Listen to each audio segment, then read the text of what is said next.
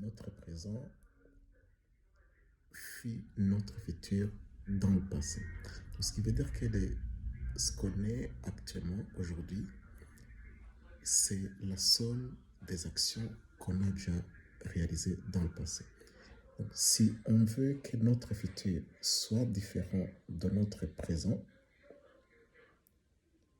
il faut qu'on accepte de changer les actions que moi j'appelle toxiques, et les amis que moi j'appelle toxiques, les sortes de boulot qu'on accepte professionnellement, s'ils sont semblables aux actions qu'on a fait dans le passé, qui ont fait qu'on soit qui on est actuellement. Ça veut dire que si on est content de notre présent, et ça veut dire que c'est ce qu'on a préféré peut-être être actuellement, c'est bien, alors on doit continuer à faire de la manière. Mais par contre, si on estime que la façon dont on est actuellement n'est pas comme on le voulait, ça veut dire qu'il y a quelque chose qui n'a pas été dans le passé. Et la question qu'on a, nous, en général, globalement, c'est quand on se dit, on blâme toujours les autres. On blâme la nature, on blâme le monde, on blâme les voisins, on blâme les collègues, on blâme la famille. Mais la question n'est pas vraiment là. La question, c'est vraiment nous.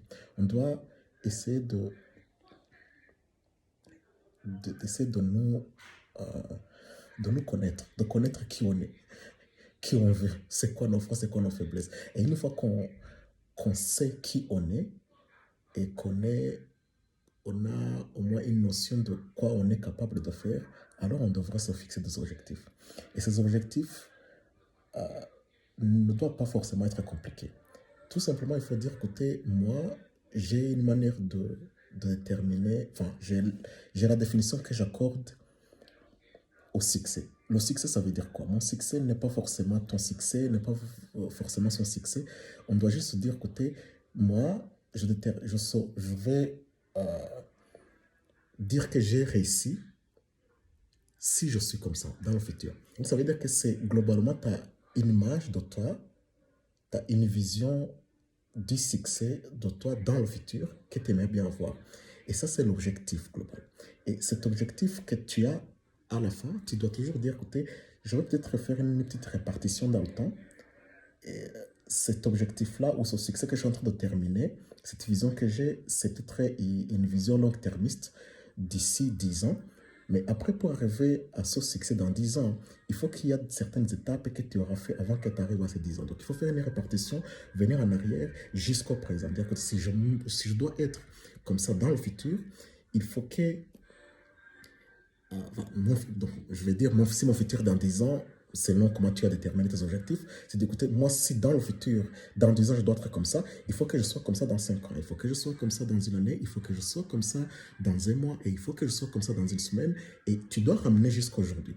Et une fois que tu es arrivé aujourd'hui, tu dois juste mettre certaines, comment je vais dire, comment tu vas mesurer que tu es en train de réussir. Parce que quand on a des objectifs, on doit aussi savoir les mesurer. Et si l'objectif journalier que tu t'es fixé, si tu arrives à l'atteindre, tu devrais célébrer ça déjà, de dire, écoutez, oui, je suis à un pas de plus envers mes objectifs futurs. Ça, c'est très important. Parce que je pense que le fait de célébrer, de voir qu'on est capable de réussir au moins un petit objectif dans la vie, dans la journée, ça donne la motivation de continuer de faire la prochaine étape. Et la prochaine étape. Et finalement, on verra qu'une fois qu'on sera dans le futur, ce sera une sorte de succès cumulés qui vont faire notre succès global. Et ça, c'est très important. Et ça ne demande pas beaucoup d'efforts.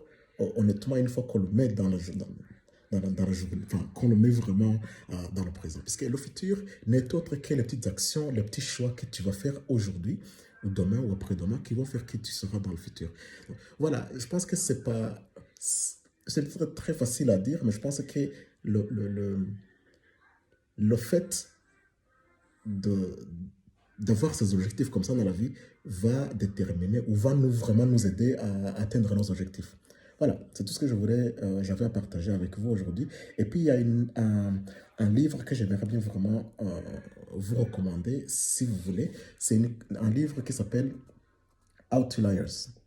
Le Outliers, c'est un livre de Malcolm Gladwell et il parle